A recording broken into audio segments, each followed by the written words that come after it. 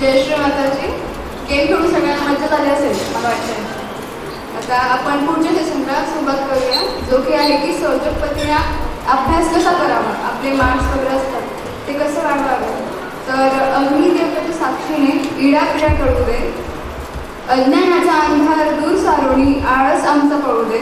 आणि हा आळस आपला खरा शत्रू असतो आणि जो आपल्याला कंटाळा आमचा अभ्यास करण्यासाठी तो, पण हा कंटाळ आणि हा अभ्यास दूर करून सहजक आणि अभ्यासाची सांगड कशी घालायची, अभ्यास कसा करावा आणि सहजपतीने अभ्यास कसा करावा हे सांगण्यासाठी व आपल्याला मार्गदर्शन करण्यासाठी मी श्री शरद पाथरकर दादा यांना आमंत्रित करते. आणि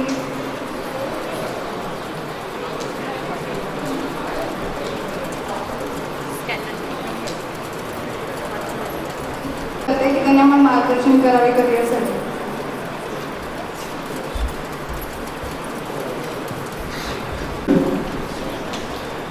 जय श्री माता जी. जय श्री माता जी. जय श्री माता जी. जय श्री माता जी. आने के बाद मैं यही सोच रहा था कि विषय तो गंभीर है और खाना खाने के बाद, इतना अच्छा खाना खाने के बाद ये विषय गंभीर विषय पे चर्चा होगी तो कितने लोग सुनेंगे, कितने लोग नहीं सुनेंगे. मगर श्री माता जी का धन्यवाद कि भैया के माध्यम से जो गेम खिलाया मैं तो रिफ्रेश हो गया. ऐसा है तो आप तो ज़्यादा ही रिफ्रेश हुए होंगे. आपने देखिए जो गेम खेला और जो विषय मैं आपको लेने जा रहा हूँ गंभीर तो है, लेकिन आप इसको एक पल में जीत चुके हैं. जहाँ पर आपने गेम खेला मैंने देखा दोनों वर्ग जीते, मगर तब तक जीते जब तक वो फोकस्ड थे. फोकस मतलब आपस में फोकस, बाहर में किसने क्या कहा, बाहर की हलचल क्या है उससे मेरा कोई मतलब नहीं. यानी अगर हम सहयोगी हैं तो हमारा सुबह शाम का ध्यान, नमक पानी, सामूहिकता और प्रचार प्रसार, ये हमारे जो 4 स्तंभ है ये होने ही चाहिए. एक भी स्तंभ नहीं छूटना चाहिए. ये हर युवा शक्ति से मेरा कहना है और इसके अलावा कोई ऑप्शन नहीं है. और फिर उसके बाद में आप जो भी कार्य कीजिए, जैसे पढ़ाई का है और पढ़ाई हम इसलिए करते हैं कि हमको एक अच्छा करियर मिले. और करियर सबके लिए एक रहता है कि हाँ एक अच्छा करियर बने. और क्या हो कि अगर हम करियर चूज करते समय या पढ़ाई करें और हमें उसके पैसे मिले, यानी पढ़ें आप और आपको उसके बदले पैसे मिले. अब वो इतने मिले कि आप 6 महीने में अपनी स्कूटी खरीद सकते हैं, 2 साल में अपनी गाड़ी खरीद सकते हैं. मैं आपको जो बताने जा रहा हूँ वो ऐसा है कि अभी जो शिक्षा पद्धति आने वाली है और जो चल रही है वो मतलब बदलाव के मोड़ पर है और ये पूरी तरीके से प्रैक्टिकल होने वाली है. इसलिए जागरूक रहना ज़रूरी है. और हमारा ध्यान जो करना, जो मैंने आपको 4 स्तंभ बताए हैं वो इसलिए है कि वो हमको फोकस रखेगा, अपने भीतर श्री माता जी से जोड़ करके रखेगा. किसी भी सहयोगी जो युवा शक्ति है उसके मार्क्स कम क्यों आते हैं? क्योंकि उसका ध्यान पक्का नहीं है. ऐसे कॉमन बोला जाता है. ध्यान किस पर? खुद पर ही नहीं. तो अब हम जब शुरुआत करने जाएंगे तो याद रखिएगा इससे पहले आपको ये 4 जो स्तंभ बताए हैं ये जरूर कंप्लीट करें. और उन्हीं चीज़ों को लेकर के हम फिर जब आगे बढ़ेंगे, करियर चूज करेंगे.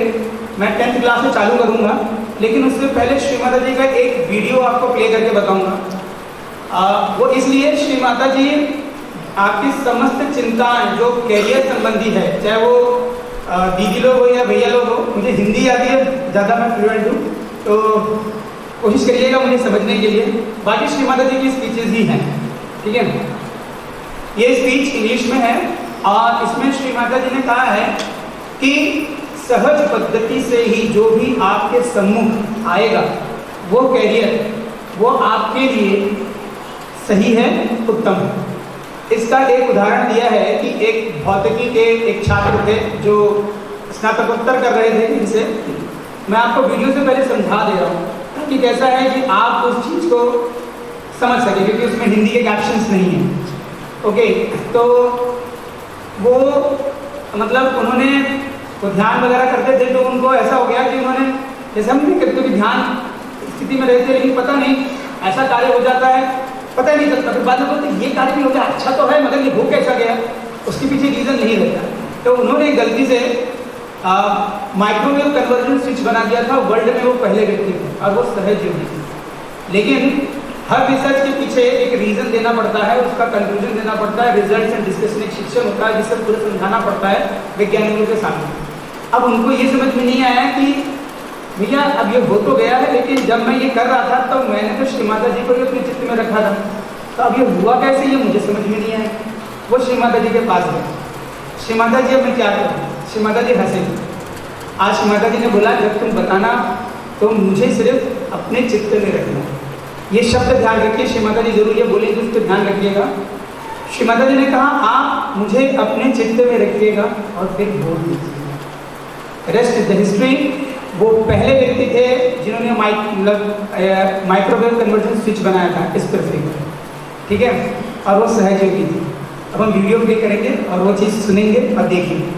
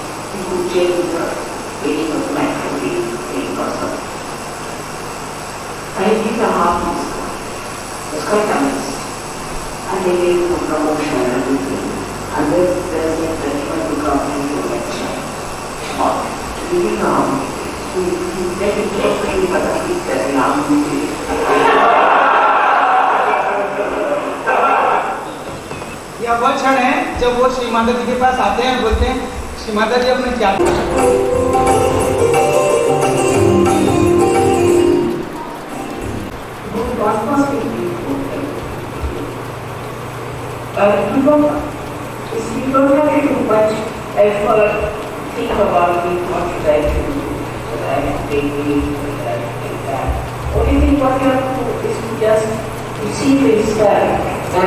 you are watching and seeing an opportunity coming.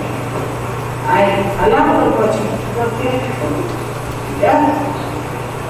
Don't have to deliberately bother your head what to take in, what to do. That will be enough. If we just sit there and be amazed how it goes. I'll give you an example recently. There's one Mr. Hari Jaya. He looking younger, I would say, not maybe scientist or anything. But he gets physics MSc or something. I don't know him very well, but such he was just too young. Suddenly, he discovered a switch by which he could change the gates of the microwave being awesome. And he didn't know how to discover. He was quite amazed. And they gave him a promotion and everything. And then the president and he went to come and do a lecture about it. He didn't know how to do it. So he let him take three, but he said, now you do it. And he was amazed how it's great that it's a question of how far you are. How far you are. God knows, don't have to put the patience back. Don't have to put it in God knows music. overcome everything. I'm telling you how small things, how in details it is. It's very simple. Not for me, for everyone. For everyone, and with everyone, I don't know how.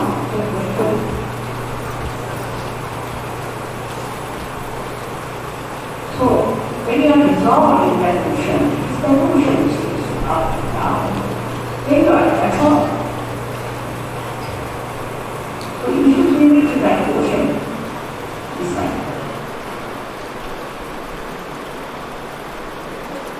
जय श्री माता जी। ये speech तो इसमें एक और चीज़ आपको जानने के लिए मिला कि पूरी कायनात अपने आप ही आपके लिए मार्ग बनाती है और वो आपके सम्मुख आपके लिए उचित जो कैरियर है वो आपके लिए लाए।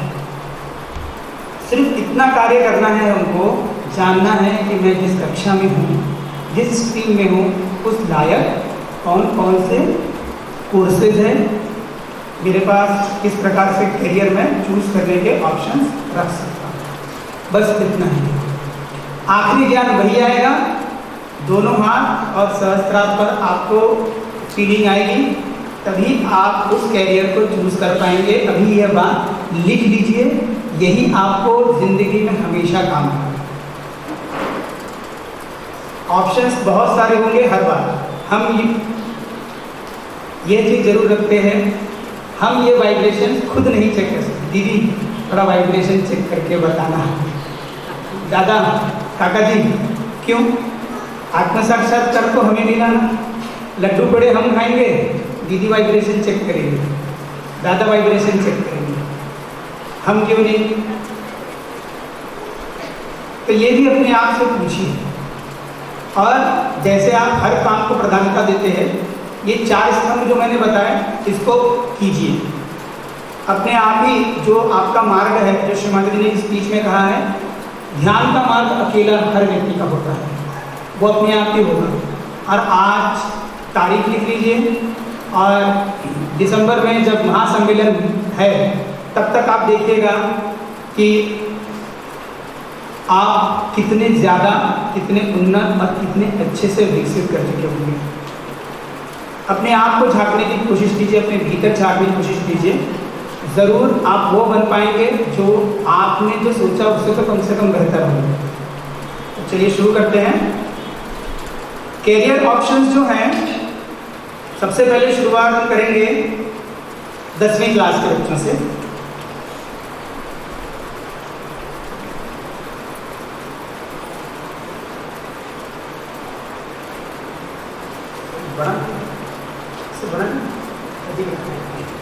तो जैसे 10th से भी कैरियर ऑप्शंस होते हैं, तो 10th के बाद किस तरह के एग्जाम्स हम कर सकते हैं, तो हम इसको 2-3 सेक्शंस में बांट सकते हैं ब्रॉडली। एक तो पहला गवर्नमेंट और एक तो नॉन गवर्नमेंट, ताकि वो इजी हो जाता है, क्योंकि उसी के हिसाब से अब अपने कैरियर को ऑप्ट कर सकते हैं। और उसमें लगने वाला टाइम डेफिनेटली आपको बता देता है कि आपको और कितने साल लगेंगे, क्या मेहनत करना है, कैसे। तो जैसे आप देख रहे हैं यहाँ पर आपको स्लाइड्स का ध्यान अगर देंगे तो 10वीं के बाद अगर आप 3 साल का कोर्स करते हैं तो इंजीनियरिंग डिप्लोमा मिलता है, ठीक है। और डिप्लोमा करके आप डायरेक्टली डिग्री कोर्सेज के लिए ऑप्ट कर सकते हैं, यानी कि BE की डिग्री के लिए। फिर आप अलग अलग तरह के जॉब्स वगैरह कर सकते हैं। जब आप इंजीनियर हो जाते हैं तो आप प्राइवेट सेक्टर में भी अप्लाई कर सकते हैं, MPSC UPSC के थ्रू। जूनियर इंजीनियर की भी आप पोस्ट रहती है, टेक्निकल ऑफिसर की, इवन बैंक्स में भी रहती है। जैसे कंप्यूटर में स्पेशलाइजेशन अगर बच्चे जो होते हैं तो उनके लिए भी ऑप्शंस निकलते हैं। इसके अलावा पुलिस में भी भर्ती होती है। इवन एक आर्ट टीचर की तरह भी आप एक डिप्लोमा हासिल करके जो 2 साल का कोर्स होता है, एक आप फाइन आर्ट्स का टीचर यानी ड्राइंग टीचर आप बन सकते हैं। और सबसे बड़ी बात यह है कि NEP जो अभी अगले साल से लागू होने जा रहा है, उसमें इस तरह के वर्सेटाइल, जिसमें आर्ट मीन्स ड्राइंग ही नहीं, सिर्फ आर्ट मतलब अलग अलग तरह का आर्ट, ठीक है। जैसे CBSE में यहाँ तक है पेपर क्राफ्ट आर्ट, उसके थ्रू मॉडल्स बनाना और बच्चों को समझाना। ऐसे कई तरह के वैज्ञानिक हैं जो मोटर, प्लेन, बर्नौलीज थ्योरम, अगर यहाँ पे फिजिक्स वाला बच्चा होगा 10वीं 11वीं 12वीं का, तो मैं कुछ आर्किमिडीज प्रिंसिपल, ठीक है, जिसको बॉयंसी लॉ भी बोलते हैं, ठीक है, लॉज ऑफ मोशंस, इसको छोटे छोटे मॉडल से बनाते हैं वो टीचर्स, और वो एक स्टडी मटेरियल क्रिएट करते हैं ताकि बच्चों को उसका सिद्धांत समझ में आए। तो इस तरह के भी कोर्सेज होते हैं। हमको लगता है कि ये कोर्सेज होते नहीं है, मगर होते हैं। इसके अलावा टिकट कलेक्टर, बैंक इंश्योरेंस और क्लरिकल जॉब के लिए भी अप्लाई कर सकते हैं। इसमें मैं यहाँ पर आपको एक हिंट देना चाहूँगा, बड़ा अच्छा हिंट है। महाराष्ट्र में अधिकतर होता है, बच्चे करते हैं। आपका 10वीं का आज एग्ज़ाम खत्म हो गया, तुरंत आप क्या कीजिए, टाइपिंग कंप्यूटर और टाइपिंग जो होता है वो लगाइए और शॉर्ट हैंड लगा लीजिए। तीनों, ये तीनों एसएससी के थ्रू आप आसानी से क्लास 2 की पोस्ट तक जा सकते हैं। आप सोचिए, आप 10वीं क्लास में हैं, आपकी एज क्या होगी, और अगले 3 साल के अंदर आप ये तीनों, आपको शॉर्ट हैंड मतलब किसी व्यक्ति ने अगर बोलते जा रहे हैं तो अपनी ही लैंग्वेज में भाषा होती है, सिर्फ इसको उसको स्टेनोग्राफर बोलते हैं, तो शॉर्ट में लिखते हैं। जैसे अगर मुझे लिखना है जय श्री माता जी, तो उसका एक सिंबल है, और वो मैं ही जानता हूँ, मेरा भैया नहीं पढ़ सकता, उसका कोर्स होता है, मगर क्लास 2 तक पेमेंट होती है। आप क्लास 2 का अगर पे बैक देखेंगे तो आपको लगेगा हाँ भैया सही बोल रहे हैं। तो ऐसा है, 10वीं के बाद में भी आप करियर ऑप्शन चूज कर सकते हैं। सबसे बड़ी बात ये होती है, हमें कब करना है ये जानना है, कहाँ करना है ये जानना है, और करने के बाद कहाँ अप्लाई करना है ये भी जानना है। ये कोर्सेज करने के बाद जैसे कर रहे होते हैं आप, तो 11th में चले जाते हैं और सर्टिफिकेट ले लेते हैं, फिर आप 11th 12th में स्ट्रीम चूज कर लेते हैं, और ये धरा का धरा सर्टिफिकेट रह जाता है, मगर इसको कभी आप इन कैश नहीं करते। ये एक टेक्निकल एक्सपर्टीज है, ये आपको फिर बोलता है कि भैया कहीं पे लग करके आप इसका एक्सपीरियंस ले लीजिए। आप एक्सपीरियंस लीजिए, नौकरी के लिए अप्लाई कीजिए, रेगुलर वालों से 2 कदम आप आगे रहेंगे। क्यों? आपके पास एक्सपीरियंस का सर्टिफिकेट है, ठीक है। तो अधिकतर लोग क्या करते हैं, टाइपिंग या कंप्यूटर सीख करके क्या करते हैं, क्लरिकल जॉब के लिए अप्लाई करते हैं, तो वही सेम फील्ड रहता है। फिर मेरा सिलेक्शन क्यों नहीं हुआ, दूसरे का क्यों हो गया? अरे भैया वो आपसे 1 से 2 साल उम्र में ज़्यादा, उसने एक्सपीरियंस सर्टिफिकेट भी जमा कर दी, तो एक्सपीरियंस सर्टिफिकेट चाहिए। तो उसमें आप जब इंटरव्यू में आपका देख लीजिए तो उससे पॉइंट्स बनता है, तो आपका सिलेक्शन पहले होता है। अब किसके थ्रू? एमपीएससी में जगह निकलती है, एसएससी में जगह निकलती है, यूपीएससी में जगह निकलती है, ठीक है। और स्टेनोग्राफर का सबसे अच्छी बात यह है, ये हमेशा क्लास 1 ऑफिसर के साथ रहता है, ठीक है। तो एसी कैबिन आपका पक्का है, और एक चीज, इवन जो आपने देखेंगे पॉलिटिशियंस और जितने भी क्लास 1 ऑफिसर्स होते हैं उनके साथ ये रहते हैं। इनकी मीटिंग अलॉटमेंट क्या है, जिसे आप पीए बोलते हैं ना, वो अलग चीज़ है। और जो आप नोटिफिकेशन, गवर्नमेंट नोटिफिकेशन, आज ये चीज़ निकला, वो चीज़ निकला, ये बाकायदा जा करके सर आज क्या है, आज का ये वो तुरंत बोल करके निकालते हैं। तो पावर भी क्या है, लगभग हाथ में रहता है। तो ये 10वीं के बाद ही आप ये कोशिश इसके लिए ज़रूर कीजिए, आप समझ में आए। इसके अलावा MSCIT बहुत अच्छा कोर्स है, मगर उसमें एक मगर है। वो मगर ये है, मैंने कंप्यूटर टाइपिंग सीखा, ठीक है, कंप्यूटर आ गया मेरे घर में, लैपटॉप नहीं, या मैंने प्रैक्टिस नहीं किया, गायब। आप कभी भी जॉब के लिए अप्लाई करते हैं तो वहाँ ध्यान से एक चीज़ पढ़िएगा, LDC के लिए, UDC के लिए होता है 10,000 words per hour, 500 words per hour. वो मैं आपको इसलिए इतना बोल रहा हूँ क्योंकि मैंने उसके पीछे देखा, पढ़ा, तो हम घबरा जाते हैं। घबराइए मत, आप सिर्फ एक्सपीरियंस सर्टिफिकेट लीजिए, तो साफ पता चलता है कि बंदा जॉब इसीलिए कर रहा है कि उसको 500 से 1,000 वर्ड, 10,000 वर्ड टाइपिंग करने का एक्सपीरियंस है, इसलिए उसको रखा है, उसको टेंशन नहीं है। तो एक्सपीरियंस सर्टिफिकेट बहुत मायने रखता है, 6 महीने का मिनिमम, 1 साल का रहा तब तो आपके वादे में, आपकी जॉब पक्की है, मुझे मिठाई जरूर खिलाइएगा, ठीक है। इसके अलावा अगर आप जॉब नहीं करना चाहते हैं थोड़ा सा अपने आप को एडवांस कोर्सेज में जाइए और आप डाटा एंट्री ऑपरेटर का भी अपना खुद का चालू कर सकते हैं। जैसे फॉर एग्जांपल आपने देखा होगा कई लोग हैं जो नेट कैफे चलाते हैं, वहाँ पे भी एक अच्छा व्यवसाय है, इसके लिए सरकार भी मदद करती है, छोटा फाइनेंशियल असिस्टेंस भी आपको मिलता है। तो ये कहाँ से पता चलेगा? हम लोग एक सरकारी जो सेक्शन है उसको हमेशा छोड़ देते हैं, उसको बोलते हैं समाज कल्याण विभाग, पब्लिक वेलफेयर डिपार्टमेंट। मजे की बात यह है कि जो नौकरी करना मतलब अपना खुद का व्यवसाय चालू करना चाहते हैं से जो पढ़ रहे हैं और उनको फाइनेंशियल असिस्टेंस जिसको कॉमन भाषा में बोलते हैं स्कॉलरशिप या फेलोशिप चाहिए रहता है। तो जैसे मैं नागपुर का उदाहरण बताता हूँ, जो मैं PhD कर रहा था तो ओपन कैटेगरी वालों के लिए कुछ भी नहीं था, ऐसा बताया जा रहा था। जब मैं गया तो मुझे पता चला तब तक मेरे को लेटर मिल चुका था और 1 साल हो चुका था। तो 1 साल मेरा गया, लेकिन somehow I could manage to get the national fellowship, that is the other thing। लेकिन तब मुझे पता चला कि हमारे यहाँ के देश मतलब नागपुर के बच्चों को यही नहीं पता कि ऐसी कितनी सारी छोटी मोटी ही सही लेकिन स्कॉलरशिप्स आती हैं जो हमको पता ही नहीं रहती। अब वो इसलिए नहीं बताते हैं क्योंकि उनसे कोई पूछता नहीं। पूछने का सिंपल तरीका, सर मैं यहाँ कॉलेज से आया हूँ, मैं ये कोर्स के लिए अप्लाई करने वाला हूँ, उसके लिए क्या फेलोशिप है, वो आपको बताएगा। पूछे क्यों? आप श्री माता जी को बोल के जाओ, ये मेरा माना हुआ है। और मैं यहाँ मंच पे देखा हूँ कोई भी ऐसा व्यक्ति नहीं है कि जिसने श्री माता जी को बोला है दिल से और वो उसके लिए उचित है वो कार्य नहीं हुआ। मैंने आज तक नहीं देखा। मैंने विज्ञान के नियम चेंज होते हुए देखा, न्यूटन का लॉ चेंज हुआ है, ठीक है, क्लियर। इसके अलावा सर आइजैक न्यूटन की थ्योरी ऑफ रिलेटिविटी पे भी क्वेश्चंस हैं, लेकिन आप श्री माता जी को बोल के जाइए और ना कार्य हो। अरे सिग्नल रेड से ग्रीन हुआ है, मैं जानता हूँ। हमारे विद्यापीठ से मेरे घर का रास्ता 45 मिनट का है। मेरे सर ने मुझे ये कहा कि मुझे आधे घंटे में मिलो। मैं सर को बोला 25 मिनट में मिलता हूँ।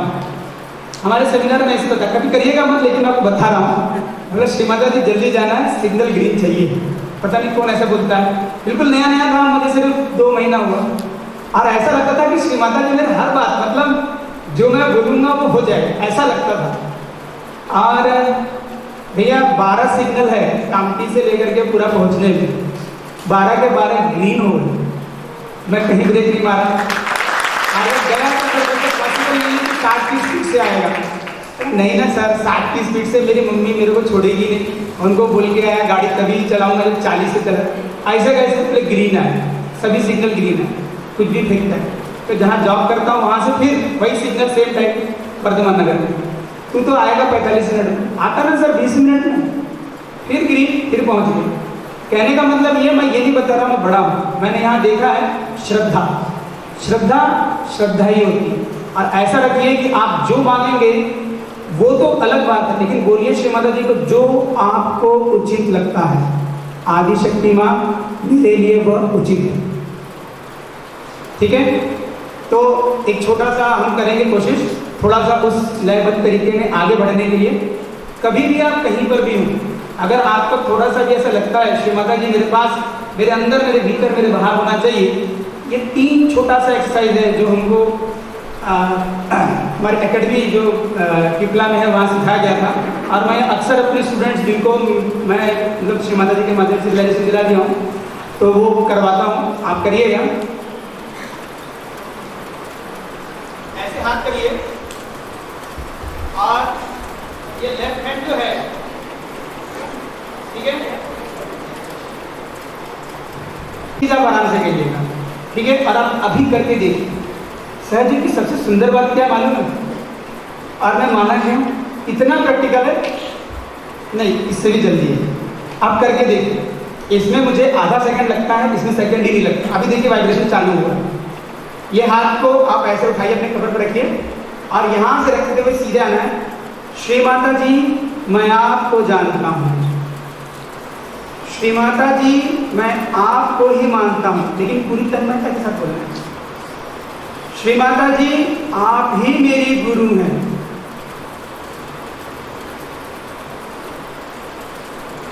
चलिए हम करते हैं, ठीक है। श्री माता जी मैं केवल आपको ही जानता हूँ, श्री माता जी मैं केवल आपको ही मानता हूँ,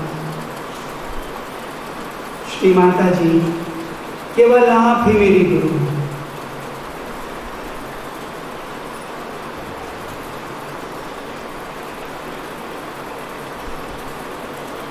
इसका फीलिंग अपने हार्ट और दोनों हाथों में देखिए, बस महसूस करिए।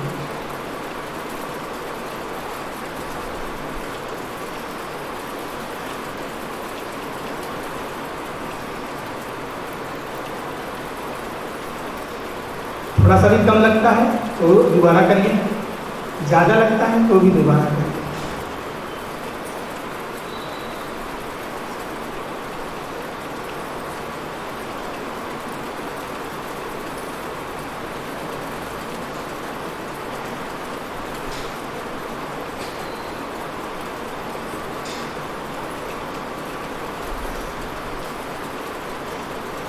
धीरे धीरे आंखें खोलिए। हाथों पे कुछ महसूस हुआ? महसूस हुआ ना? यही संतुलन है। आप श्री माता जी से इसी संतुलन में मांगिए।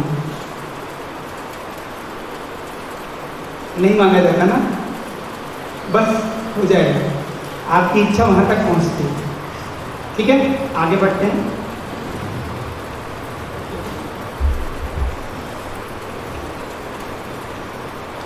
तो ये हो गया 10वीं तक। अब इसके बाद में जो होता है वो है 12वीं। 12वीं में बहुत सारे ऑप्शंस हैं, बहुत ज़्यादा ऑप्शंस हैं। आप इसको अगर 3 बड़े भागों में बांटें तो कॉमर्स, आर्ट्स, साइंस। अच्छा, कितने लोगों को लगता है आर्ट्स में अगर मैंने फील्ड लिया तो देखिए, ईमानदारी से बात कीजिएगा, ये इंटरैक्टिव सेशन होना चाहिए और ये आपके लिए। आपके मन में जो सवाल है आप मुझसे पूछिए, अगर मुझे नहीं आता होगा मैं ढूंढूंगा जरूर और आपको पर्सनली आपको आंसर दूंगा। कितने लोगों को लगता है आर्ट्स अगर मैं लेता हूँ तो मुझे पैसे कम मिलेंगे? जैसे दीदी डॉक्टर है, ठीक है, तो मुझे पैसे कम मिलेंगे। जिस तो साइंस में है, मैं भी साइंस में हूँ। अगर मैंने आर्ट्स लिया तो मुझे कम पैसे मिलेंगे, मेरा कैसा गुजारा होगा, ऐसा वैसा। कितने लोगों को लगता है? ठीक है, नहीं लगता है तो आप बताइए ऐसा क्यों नहीं लगता है? आंसर होना चाहिए ना। देखिए, सेमिनार का मतलब, मैं बेसिकली एक शिक्षक हूँ और जब तक आप बोलेंगे नहीं मैं हटूंगा नहीं।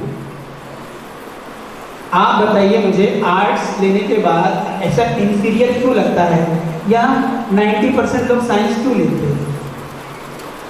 जबकि IAS के प्रिपरेशन के लिए साइकोलॉजी और पॉलिटिकल साइंस लेते हैं और साइंस वाला बच्चा, और वो उसमें IAS क्लियर कर जाता है। फिर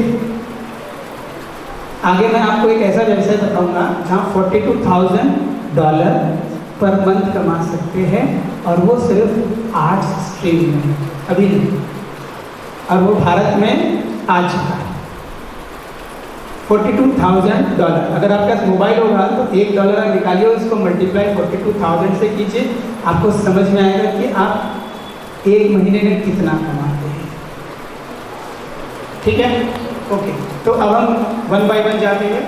तो सबसे पहले तो देखिए कि कॉमर्स अगर हम देखें तो इससे हमारे पास बहुत सारे ऑप्शंस अवेलेबल हैं कि हम सबसे पहले तो कंपनी सेक्रेटरीट फाउंडेशन, जिसको CS बोला जाता है, CA भी कर सकते हैं। CA सबको पता है, टफ जाता है ये जॉब, क्योंकि इसका एंट्रेंस एग्जाम्स अलग अलग फेजेस में होता है और ये ऑल इंडिया लेवल पे होता है। इसका पासिंग परसेंटेज कम होता है। इसका पासिंग परसेंटेज इसलिए कम होता है, वो उनके लिए होता है जो सर्जरी नहीं होती।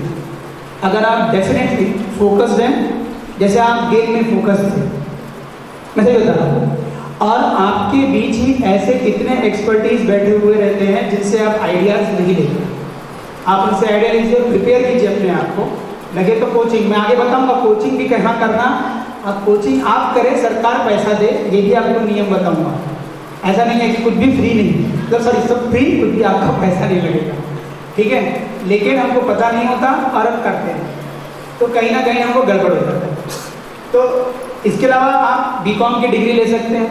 अब BCom अभी वर्सेटाइल होगा, लेकिन अभी जो फिलहाल अवेलेबल है उसके हिसाब से बताता हूँ कि आप BCom करके LLB कर सकते हैं, LLB करके आप LLM कर सकते हैं। तो इससे फ़ायदा क्या है? मैं तो वकील नहीं बनना चाहता, है ना।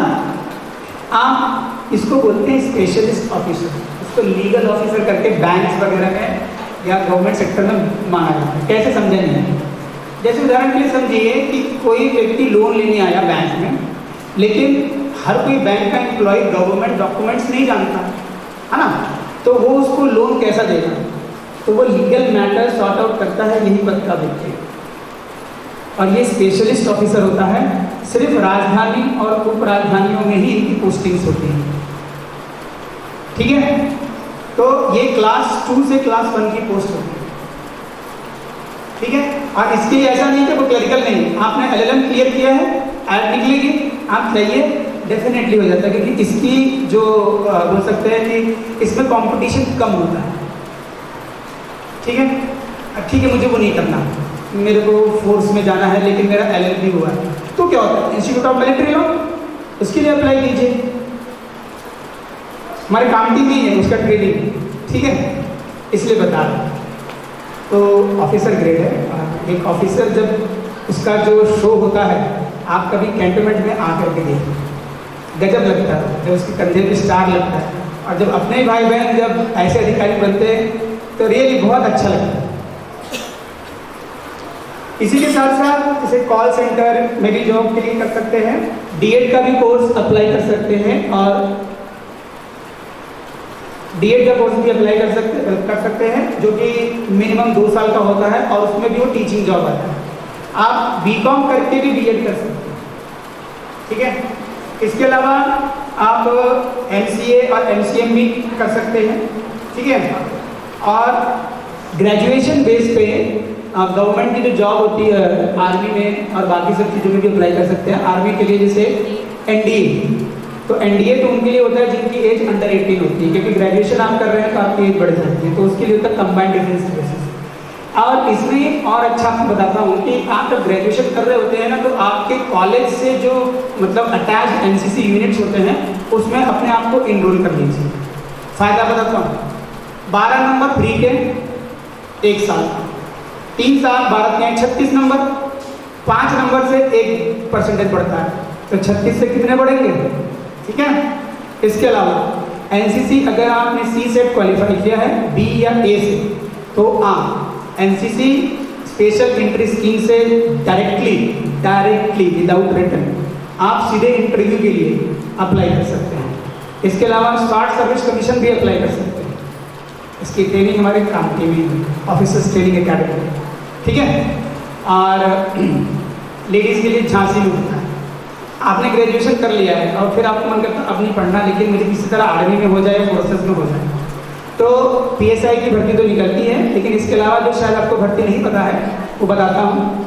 टेरिटोरियल आर्मी, जिसकी भी उम्र चाहे लेडीज़ हो चाहे जेंट्स 40 के अंदर है, वो आज अभी से भी अप्लाई कर सकता है। दिसंबर में उसकी वैकेंसी निकलेगी और दूसरी वैकेंसी जून में निकलेगी।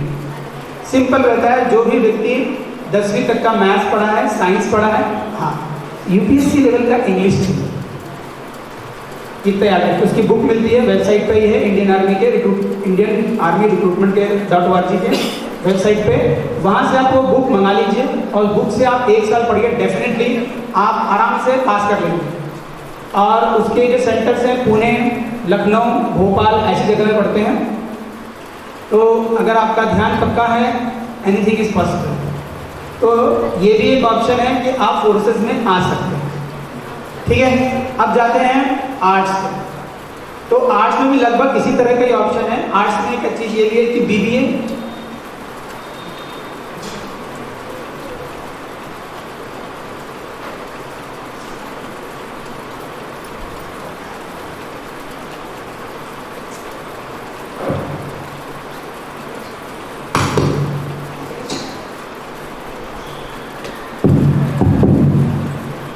जय श्री माताजी। समजते का सर्वांना? कोणाकोणाला समजते?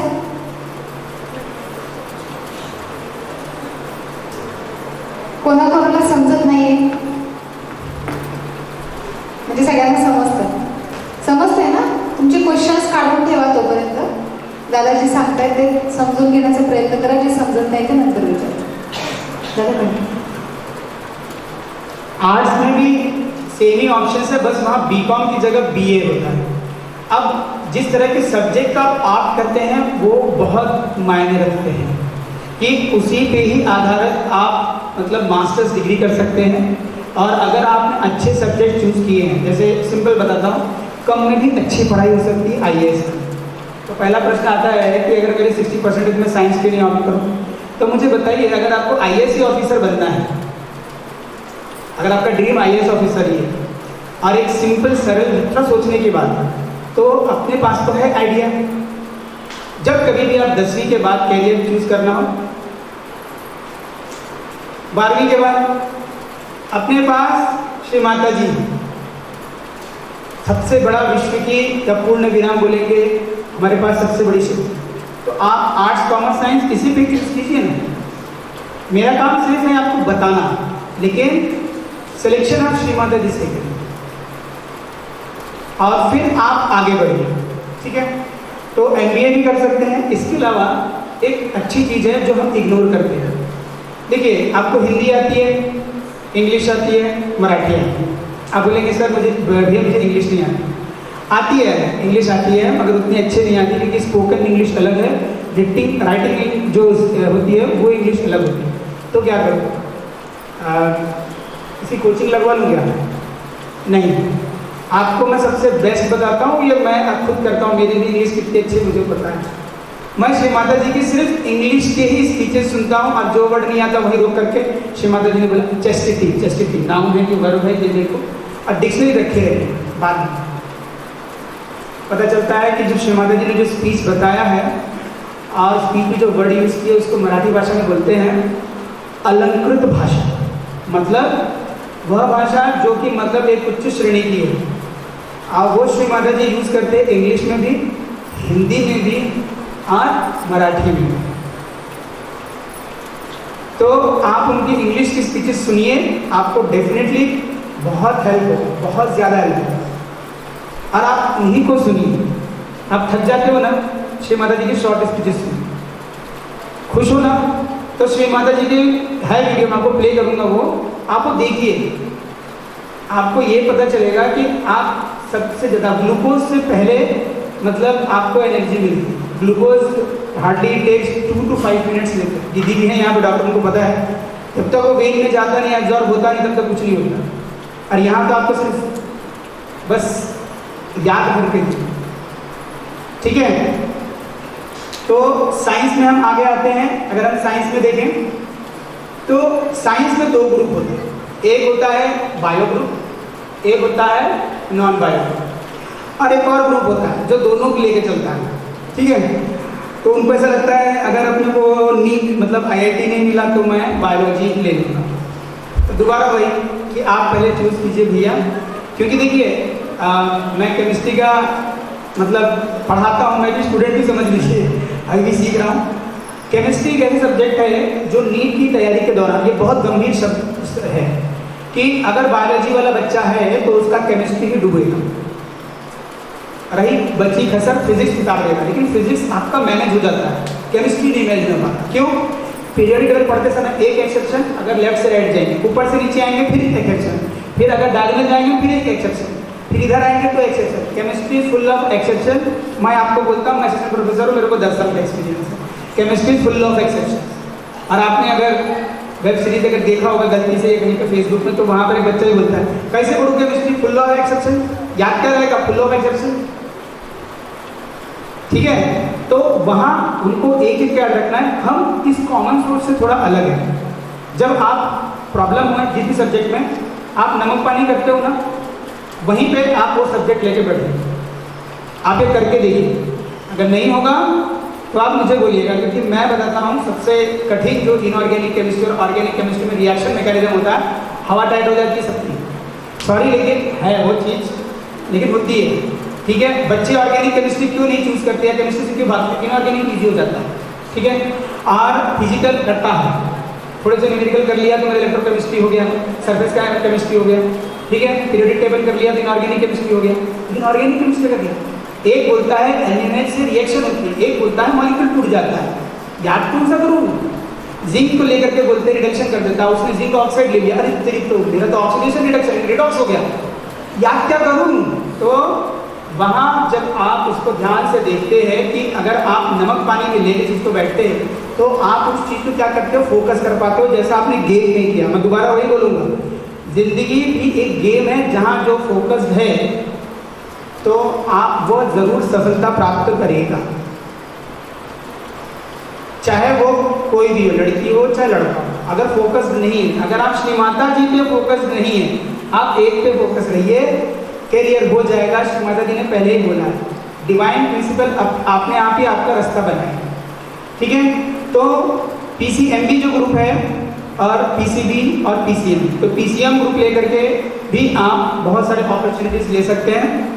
जैसे अगर मैं PCB लेता हूँ तो मैं भी DED कर सकता हूँ, लेकिन उसके अलावा मैं नीट के द्वारा MBBS और भी अलग तरह के कोर्सेज जैसे bachelor in veterinary science, bachelor in homeopathy या यूनानी मेडिसिन, BSc नर्सिंग भी कर सकता हूँ, डिप्लोमा इन नर्सिंग भी कर सकते हैं, BSc होम साइंस भी कर सकते हैं। इसके अलावा ग्रेजुएशन भी बायो में बहुत सारे ऑप्शंस हैं, केमिस्ट्री, बॉटनी, जूलॉजी, माइक्रोबायोलॉजी या बायोटेक्नोलॉजी। मगर अगर आप कहीं से भी करेंगे तो बैचलर डिग्री के ऊपर बड़ा ध्यान से बातें समझने वाली बात है।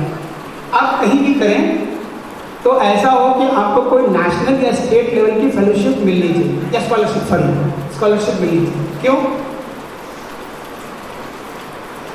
उसके पीछे रीजन क्या है? It enhances the quality of your resume. जब आप किसी को बताते हैं कि आपको राज्य स्तर की या राष्ट्रीय स्तर की या वैश्विक स्तर की एक स्कॉलरशिप के थ्रू आप पढ़ रहे हैं, तो वो आपका रिज्यूमे आम आदमी से कई गुना ज़्यादा इन्वेस्ट कर देता है। फ़ायदा हायर स्टडीज़ के लिए जब आप बैंक में लोन लेने जाते हैं ना, कि भैया मुझे जर्मनी जाना है या फिर मुझे IIM पढ़ना है मगर उतना पैसा नहीं है, तो वो यही सर्टिफिकेट्स देख करके आपका लोन सैंक्शन करता है। क्लियर? तो परसेंटेज पे फोकस कीजिएगा और अच्छे इंस्टीट्यूशंस के थ्रू जाइए। फिर मैं आपको आगे स्कॉलरशिप और फेलोशिप भी बताऊँगा हर कोर्सेज के लिए भी, और महाराष्ट्र गवर्नमेंट में भी है बहुत सारे अलग अलग तरह, ठीक है। फिर उसके बाद में आप PCM भी अगर लेते हैं तो फिजिक्स, केमिस्ट्री, मैथमेटिक्स, तो उसमें भी आता है PCM करके आप BSc कर सकते हैं। इसके अलावा आप BSc इन डेयरी टेक्नोलॉजी भी कर सकते हैं और आगे उसी सेक्टर में आप MBA कर सकते हैं। इसका बहुत बड़ा अच्छा बोल सकते हैं जो भी मतलब सहकारी संस्थाएं होती हैं, जैसे कि आपके मदर डेयरी, अमूल वगैरह, इनमें डायरेक्ट रिक्रूटमेंट होता है। एक्चुअली कंपनी ना स्पेशलाइज्ड टेक्नीशियंस को चाहिए, उनको चाहिए रहता है, और हमारे पास वो डिग्री होती है।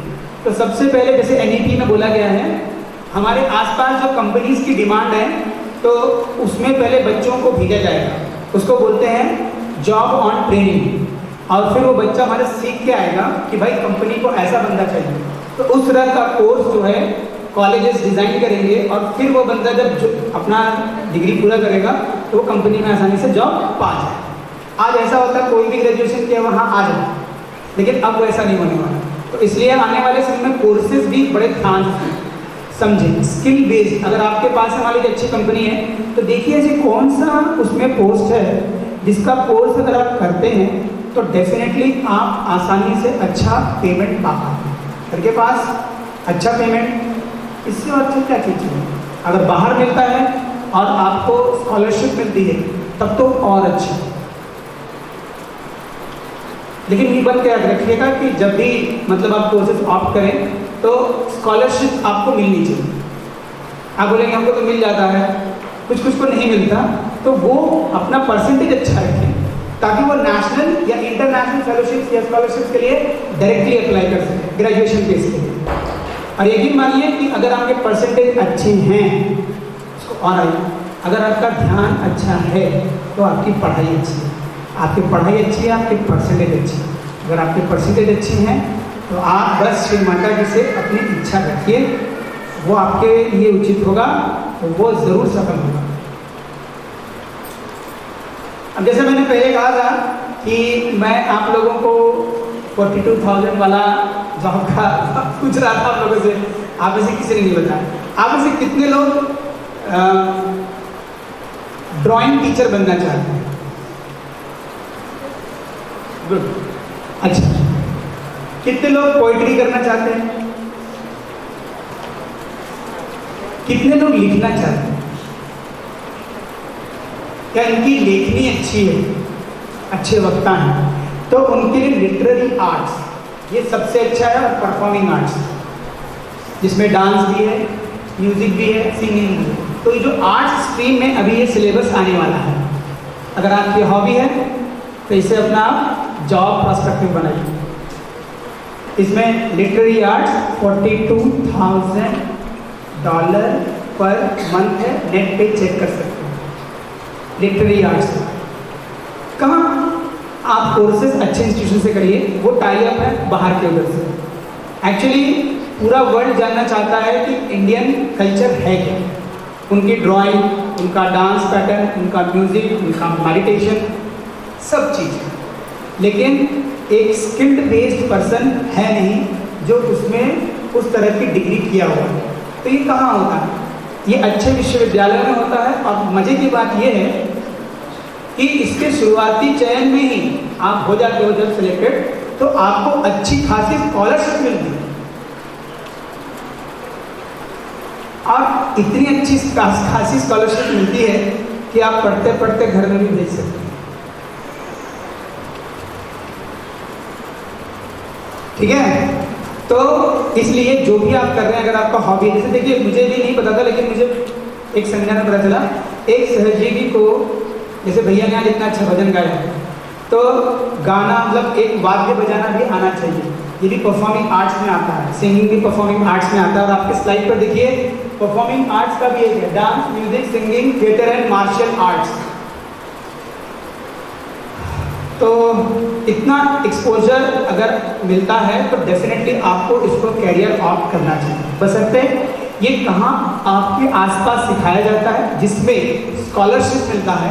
स्कॉलरशिप वो होता है कि जब आप बोल सकते हैं पोस्ट ग्रेजुएशन तक स्कॉलरशिप मिलता है, और उसके बाद में मिलने वाली जो स्कॉलरशिप जो होती है वो फेलोशिप होती है, क्योंकि वो पर मंथ मिलती है, उसका अमाउंट ज़्यादा होता है। ठीक है, वो सभी जाएंगे। तो ये आर्ट्स के लिए है, जिसमें आप देख रहे हैं कि सब्जेक्ट स्पेसिफिक, जैसे लॉ, इकोनॉमिक्स, ज्योग्राफी, लिटरेचर। ठीक है, ज्योग्राफी करने के बाद में आप जियो साइंटिस्ट में आप चले जाते हैं। इसकी जो पोस्ट निकलती है जियो साइंटिस्ट की निकलती है यूपीएससी क्लास 1। ठीक है, आप जियो केमिस्ट, जियो साइंटिस्ट करके यूपीएससी में सर्च कीजिएगा एग्जामिनेशन कैलेंडर में। भारत में वो सिर्फ एक ही ऐसा एग्जाम है जो होता है, और उसके लिए सिर्फ स्पेशलाइज लोग चाहिए, जियोग्राफी से स्पेशलाइजेशन किया हुआ बंदा कर सकता है। मौसम विभाग भी उन्हीं को ढूंढता है। ठीक है, एक चीज ध्यान रखिएगा, साइकोलॉजी, जर्नलिज्म, फॉरेन लैंग्वेज। एक फॉरेन लैंग्वेज में अगर आपने एक अच्छा डिप्लोमा और डिग्री कोर्स किया है, देन समझ लीजिए जैसे जापानीज है, ठीक है, और जापानीज ज़्यादा, चाइनीज इनका ज़्यादा डिमांड है, और जर्मन वो। अगर आपने डिप्लोमा कोर्स किया है तो डिग्री कोर्स कीजिए, और सिर्फ क्या कीजिए, इंतज़ार कीजिए कि यूपीएससी का जो एडवर्टाइजमेंट निकलता है, एक रहता है डायरेक्ट रिक्रूटमेंट और एक होता है एग्जाम के। तो डायरेक्ट रिक्रूटमेंट में आप देखिएगा फॉरेन लैंग्वेज मांगते हैं, और ये सिर्फ पोस्ट होती है मिनिस्ट्रियल लेवल की होती है, यानी कि सीधे मंत्रालय के अंडर में होती है। क्या काम होता है उनका? जैसे मान लीजिए एक मंत्री है, ये अपने भारत में है, मैं उनके साथ में डियागोनल कोर्स करते हैं, जर्मन भाषा में जो बोल रहे हैं मैं तुरंत इन्हें ट्रांसलेट करके हिंदी में बताऊँ। आप देखें ना, कोई व्यक्ति बैठा रहता है बीच में, वही घूमने को भी मिलेगा, पैसा भी मिलेगा, है ना?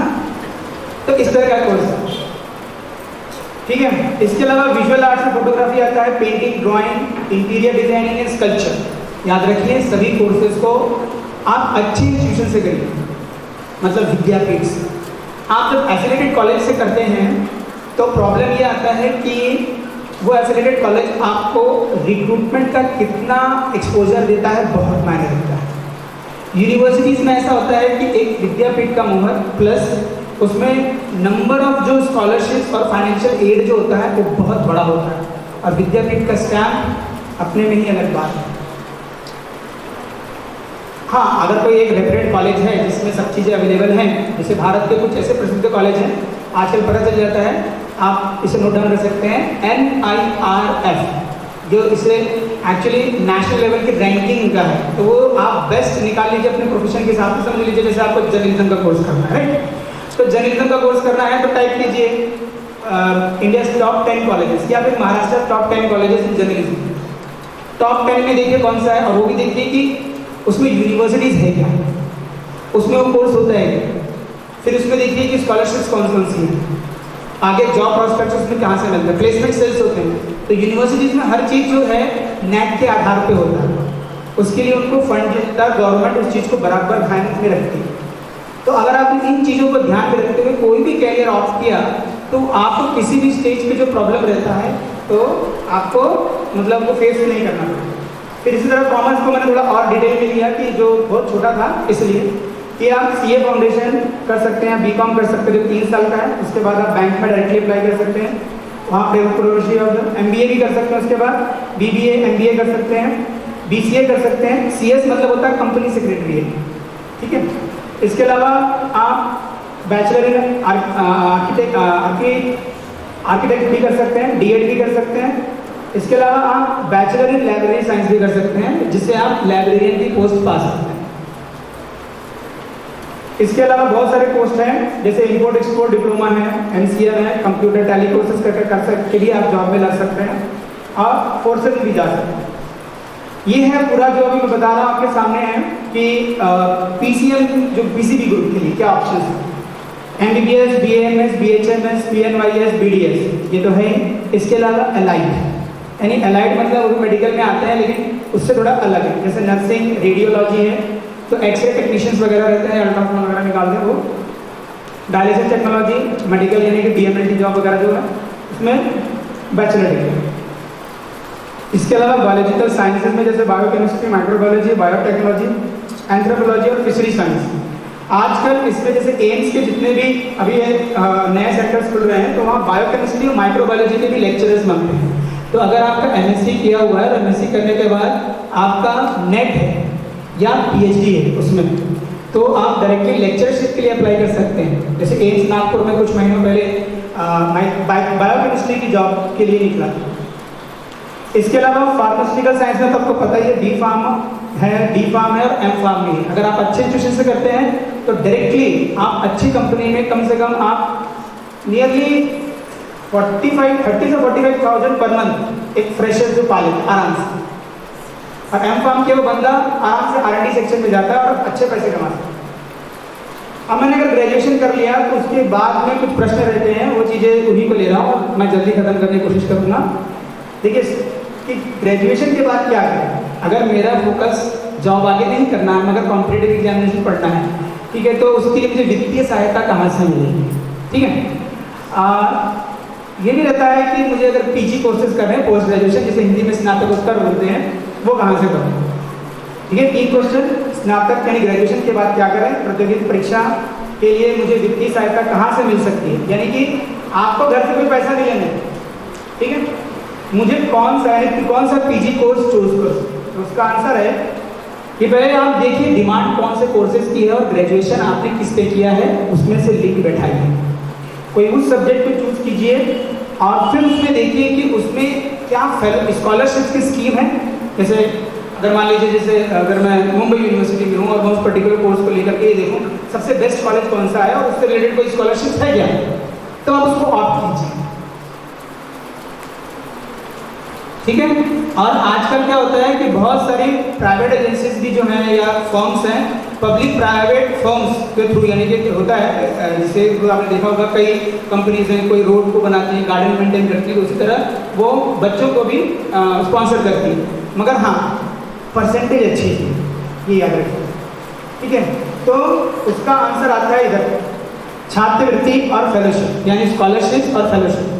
स्कॉलरशिप्स आपको पोस्ट ग्रेजुएशन तक मिलेगा, उसके बाद में आपको फेलोशिप यानी फेलोशिप पर मंथ मिलता है हायर डिग्रीज के लिए, ठीक है। तो भैया हाँ, तो मैं ये जो लिंक है ये लिंक को क्लिक करता हूँ और मैं आपको वेबसाइट पे ले जाता हूँ, फिर आपको दिखाता हूँ भारत में कितनी हैं और उसके बाद में महाराष्ट्र में कितनी हैं। आप लोग कृपया ध्यान से देखिए।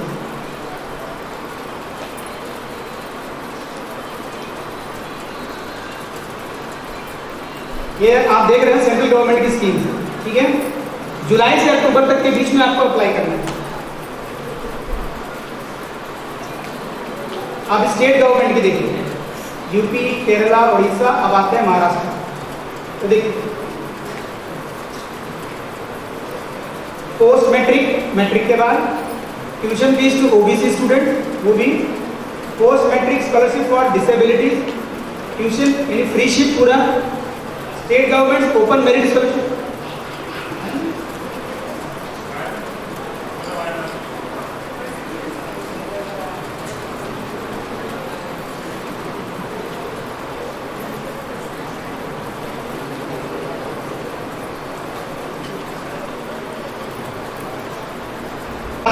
आपको दिख रहा है 1 2 3 4 5 बहुत सारे ऑप्शन ही ऑप्शन।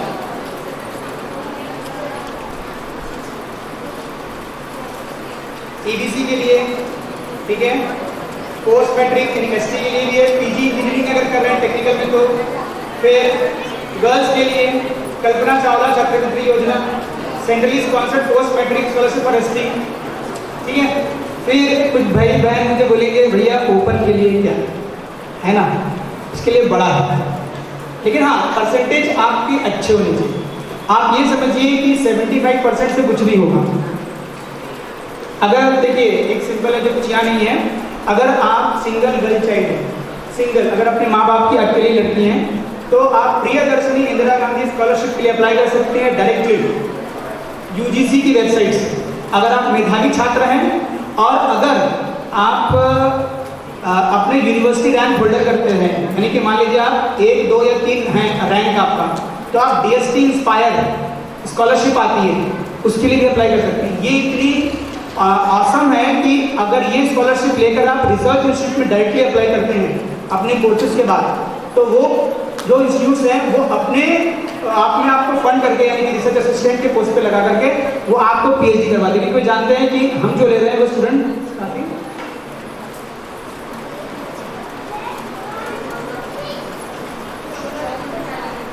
तो इस तरह से कैसा मतलब आप कर सकते हैं।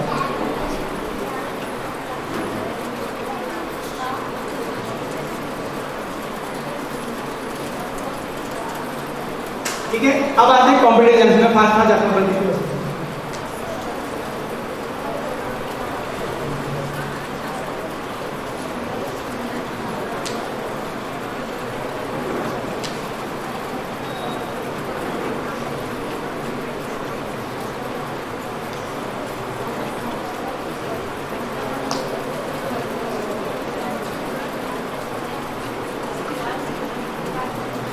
एक है टीआरआई करके, नेट नहीं टीआरआई करके है वो पुणे में। ये जो इंस्टीट्यूट्स हैं ये एसटी स्टूडेंट्स के लिए, हाँ ट्राइबल इंस्टीट्यूट जो स्टूडेंट्स होते हैं उनके लिए फाइनेंशियल एड देती है। जो कॉम्पिटिटिव एग्जामिनेशन आप बोलते हैं ना, आईएएस मतलब civil services, MPSC, UPSC, SSC, उसकी ट्रेनिंग के लिए आपको पैसे मतलब फाइनेंशियल एड देती है। तो इसलिए करना क्या पड़ता है कि आप अपने जो भी लास्ट एजुकेशन जैसे ग्रेजुएशन वगैरह का है, आप उसके बाद में 12th और 10th की जो मार्कशीट होती है उसको अपलोड कीजिए उनकी वेबसाइट पे, अपना उनका फॉर्म भरिए, आप सिलेक्शन हो जाता है तो फिर जो पूरी ट्यूशन फीस का पूरा बिल निकाल कर आपने जमा कर दीजिए, तो उतना आपको पूरा का पूरा वो फाइनेंशियल एड दे देते हैं।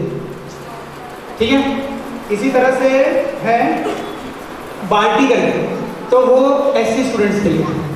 ठीक है, अब आता है ओपन के लिए और ओबीसी के लिए।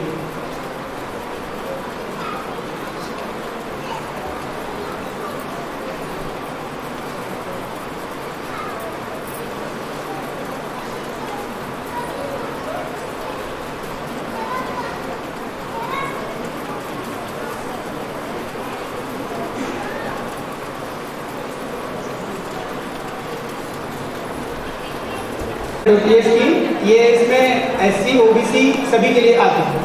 ठीक है, तो ऐसा नहीं है कि स्कॉलरशिप्स कहीं पर मतलब सभी के लिए नहीं है।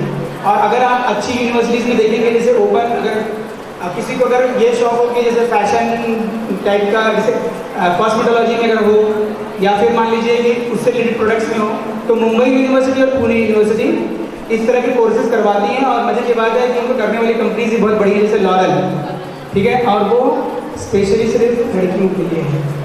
पूरे इंडिया में 70% जो स्कॉलरशिप है वो गर्ल्स ओरिएंटेड है। इसका मतलब ये नहीं कि आप लोगों के लिए नहीं है, लेकिन आपको मेहनत करना होगा। लेकिन वो है कि इसलिए क्योंकि अधिक से अधिक गर्ल्स आगे आए, पढ़ें, इसके लिए मतलब ये किया गया है।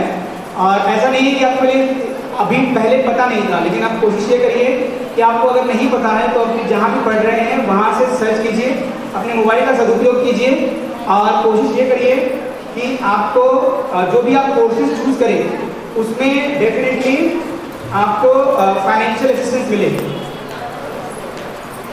फिर आता है आखिरी, पढ़ लिया, नौकरी कैसे चूज करें, बड़ा हार्ड होता है ना, 2 आ गए, 3 आ गए, फिर वापस वही, बस अब करके देखिए, ठीक है। बस 20 मिनट।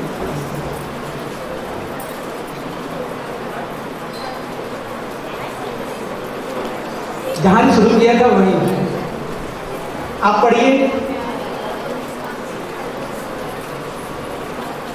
सभी समस्याओं का एक ही समाधान, आपको अपने दोनों हाथ श्री माता जी के समक्ष रखना है। अब जो चाहिए पूछिए, आपके हाथों पे उसका उत्तर आएगा, ठीक है। अब एक सुंदर सा एक वीडियो हम देखेंगे।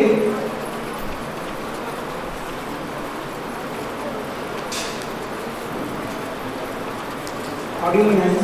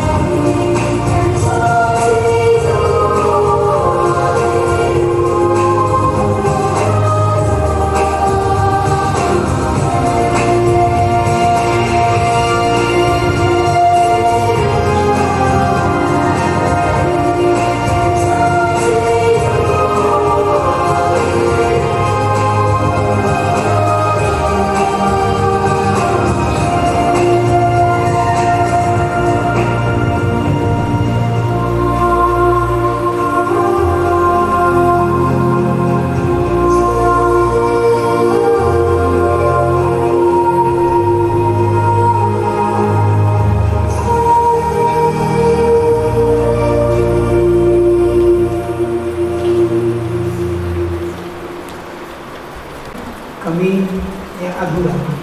तो नेक्स्ट वीडियो सिर्फ आप सुनिए, आपसे अनुरोध है सब लोग सिर्फ सुनिएगा, अपनी आंखें बंद कीजिएगा और ये प्रैक्टिकल तब करिएगा जब किंचित एक कण मात्र से भी लेकर बड़े से बड़े संकट में आप हो, तब भी नहीं हो तब भी करके देखिएगा। श्री माता जी आपके समक्ष नहीं, आपके भीतर, आपके कण कण में आएंगे।